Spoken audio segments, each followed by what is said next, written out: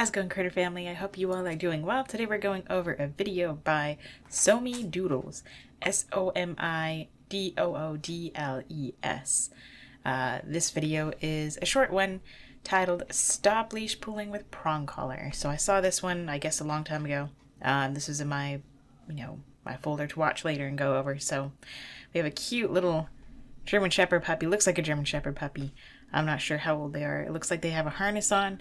I'm not sure why they're not walking them on the harness, but they're going to be using a prong collar to teach the puppy how to walk properly. Oh, sorry. If you hear noise, it's just Allie in the background. I'm going to be playing with her with this little stick to keep her quiet, so don't mind that. Hopefully that's not going to be in the way or too distracting. If it is, just use this as, I guess, audio. But yeah, so we're going to go in. Oops. So we're just going to get started. Alright, so this is Nova. She is a German Shepherd. So do me a favor, just walk her over there. We're just going to see how she walks. Like, just try to walk. So she is walking on a regular collar. She doesn't have her walking on the harness. She's cute. I don't know if they normally come to this park or not. If it's a new environment, we can expect the dog to pull. Because the dog, I like that kind of harness. Actually, that might be the kind of harness that I had Adonis with. And it's perfect. She might have her, I think she's clipped on the front of the harness, not the back of it. So it looks like she's on a collar. Oh, she fell over. No, she is on a collar. I don't know if she's hooked to the collar or not. I can't really tell, but either way, you, in my opinion, you don't need anything other than a harness or a nice wide flat buckle collar to teach a dog to walk in. You can teach them to walk in everything and anything, but you don't need a prong collar to teach a dog to walk. You will rely on that tool the rest of the dog's life. I don't know how old this dog is. But back to the point of, if this is a new environment, we expect them to pull because they haven't been there before. So we want to get the sniffs out. We want to give them time to get used to the environment. I really like that harness. I think she's walking her on her regular Alright, so we're going to try regular collar, and she's holding on. The dog's really not pulling too terribly hard, but definitely tight enough of a leash that I would like to work on. But I don't like using these rope leashes because I feel like you don't get a good enough, you're not able to develop feel with it. I happen to use a leather leash. I don't require leather leashes. The only reason I have it is because way back when I got Adonis over, it was probably 11 years ago that I took him into training, and they required a leather leash and a prong collar / choke chain, one or the other. So that's how you could tell that they're yank and crank old school style trainers. And, I threw out all the training because it made Adonis worse, but I did keep the leash. At that time, like $35, $40 leash, almost probably $50. But anyway, really expensive leather leash. I still have it. It's my favorite leash. It's lasted very well over all these years. And I don't use it because I need good grip. I don't use it because I need to, yank and crank on the dog. I just like it because it's nice and soft and you can develop feel. It's thick and it's easy to, compared to a thin nylon lead that can give you like rope burn in the hands, or like a rounded rope like this. I'm just kind of specific about the type of leash I have. I want it to be nice and padded. Obviously, I want the walk to be comfortable for the dog, and I also want it to be comfortable for the human. what I do today is just get her to walk next to you and not leave you. So, I don't care where the dog goes as long as they're not pulling me. I don't care if they're walking in front of me or behind me or on my shoulders and I'm giving them a piggyback ride. We are walking for the sake of the dog. The dog is the one that deserves the walk. We are lucky enough to have the dog, and we should give them the very simplest form of life by allowing them to sniff and walk, and not have to be at heel. So she's not actually teaching the dog anything here. She's not trying to. She's not attempting to work with the dog, and nor is this guy. So he's just going to put a prong collar on, say, hey, he's probably going to make a couple directional changes, pop here and there, and then, wow, your dog is fixed. So it's not anything magical. It's not impressive. So whenever she wants this dog really isn't bad at all. So if I had a dog that was really pulling, if if they're straight ahead of me, I'd move around them and get just a little bit, so say they're in front of me right here. I'd move over this way a couple steps to the right or left, and I would take my leash and I would just gently pull. I'm going to use Ellie's toy here for a second. So this is it straight up and down. This is her little, it's like totally broken, so we taped it. I would use just as much pressure as I need to get that dog to give in to that pressure. Hi, baby girl. So see, it's barely turning. It takes a lot more to really, but I'm going to use just as much as I need to. Far away or up close. You have more leverage the further away you are.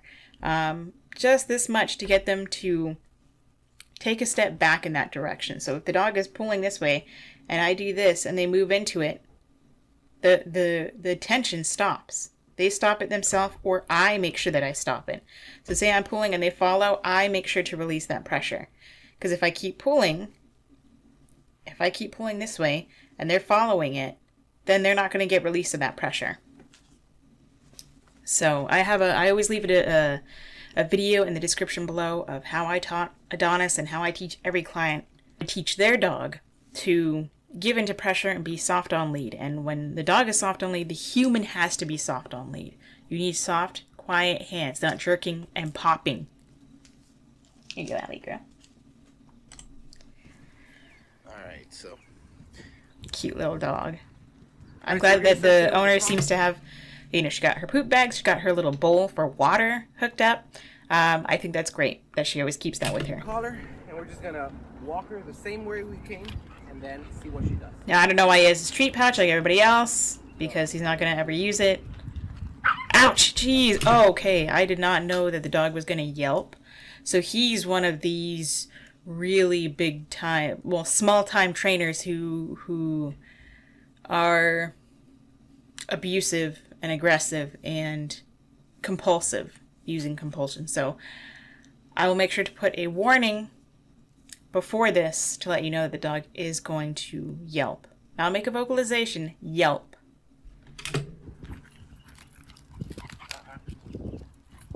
Ouch, poor thing, ouch. She's gonna fight it because it hurts. She wants to go back to mom. This is not gonna teach the dog anything. I don't know why he turned it down. I guess because of the wind, or maybe because the dog was making vocalizations. Probably more likely because of the wind.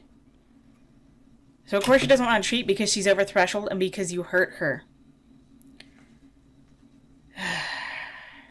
This is so sad that there's no regulation, and any idiot can come out here and say, hey, I'm a dog trainer. I have my dog pouch with my little cheapy treats in it, and I put a prong collar on your dog, and then your dog doesn't want the treats, so that's why positive reinforcement doesn't work.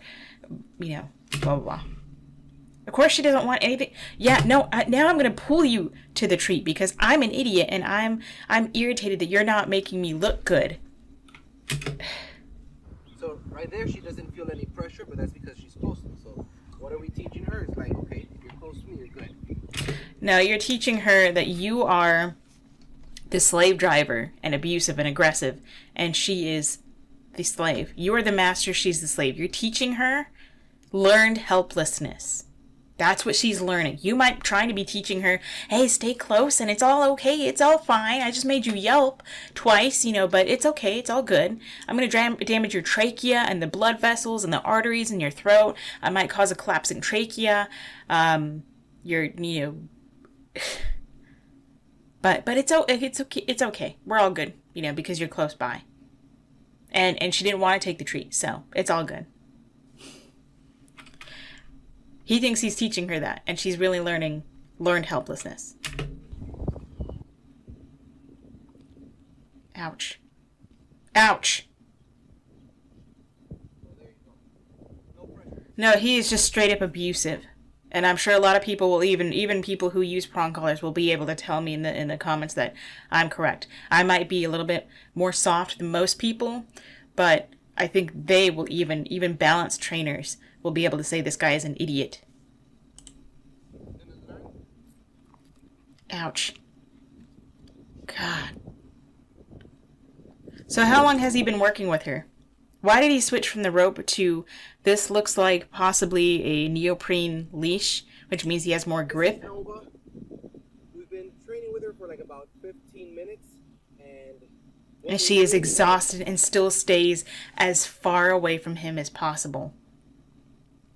I don't know if the mom is around, if the mom is holding the camera or not, but if she is, then she's creating a draw for this dog. If she's not here, then that's sad. This dog does not eat any of this. All they need is this wonderful harness. And I say it's wonderful because it's padded. It gives room for the shoulders. It doesn't restrict anything. It's not digging into the collarbone or the airways here.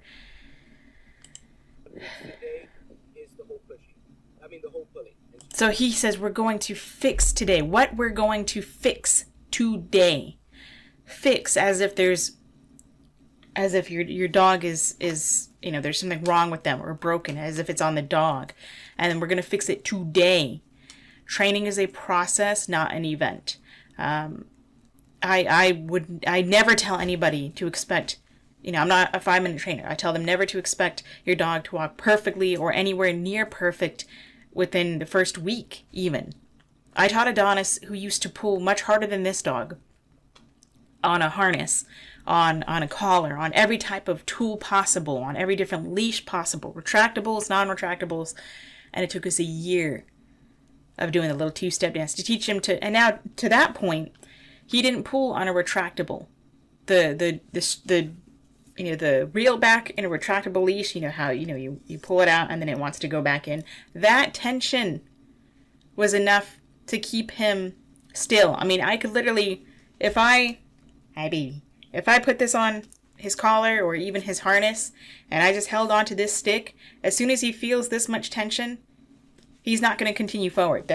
That's Ellie there. Of course, he's no longer here. Otherwise, I would show you an example of that, of how soft he is. I'm not saying you have to make your dog that soft, but it took us time.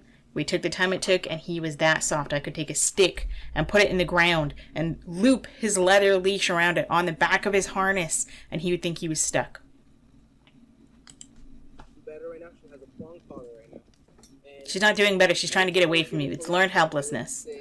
The prong collar is holding her back. Like when people have a bit in a horse's mouth, it's not going to take off because the bit is holding them back. So now she associates that with a correction. So at times I don't even need to give it a correction. So now he's doing the whole Caesar Milan thing. The dog doesn't care. This is a stress look. This is a young dog. We've got spatulate tongue hanging out of the mouth. Very stressed. We got worried look. We got whale eyes.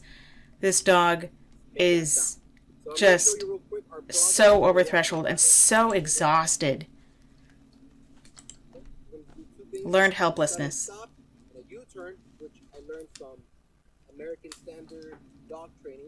Oh, I absolutely despise that man. So we can see how where he learned his tomfoolery from. One idiot learning from another idiot.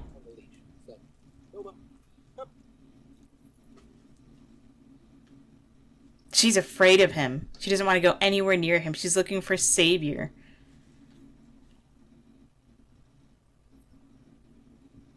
Now that's impressive. This poor thing. She doesn't care that you want to touch her. See, look how far away she is. She's still trying to get away from him.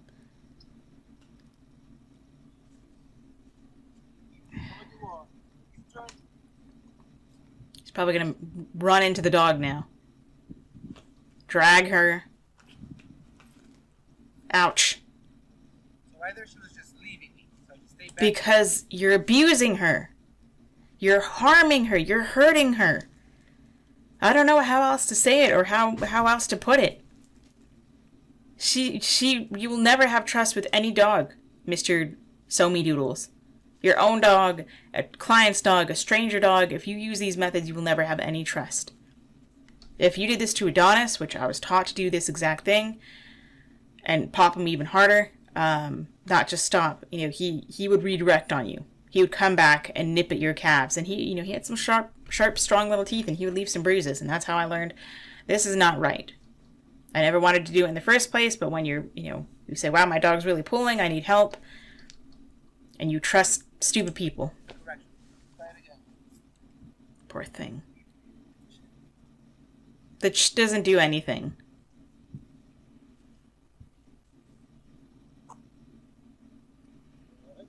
How about instead of calling her name, giving her a cue? This time, let's see if she wants to leave me. There you go. She's walking right next to me. You didn't stop, though. This is loose leash. It's not like healing right next to me, but I don't No, care about she's that, healing. I just want her to. I just want to have a loose leash. You want to have a slave. And I'm a sudden stop. I didn't pull. I didn't do anything. She just. You didn't have to because you've overcorrected her so much that at this point she's just guessing what you want. This guy is another idiot, just like everybody else. You know, especially with American standard dog training, another loser out there who thinks that, you know, that abusive and aggressive and old school ways back from the 50s are the same way you should teach your dog now. And God forbid you actually act humane with your dog.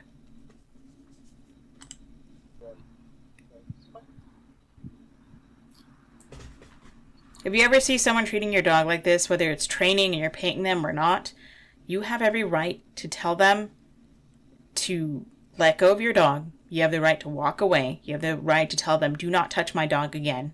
Or to say, I would rather use a different method. If you can't do that, then give me a refund, whatever. Whether you get your money back or not, it depends. But you have the right to stop this type of training at any point. I don't care if they call themselves... He's not a professional. He's just some random guy with a treat pouch that says, hey, I train dogs. There's no regulation in this industry. So you can train... You can be as abusive and cruel as you want. I've seen some pretty horrific trainers and training in public. And as long as you say it's in the name of training, you can do pretty much anything you want to.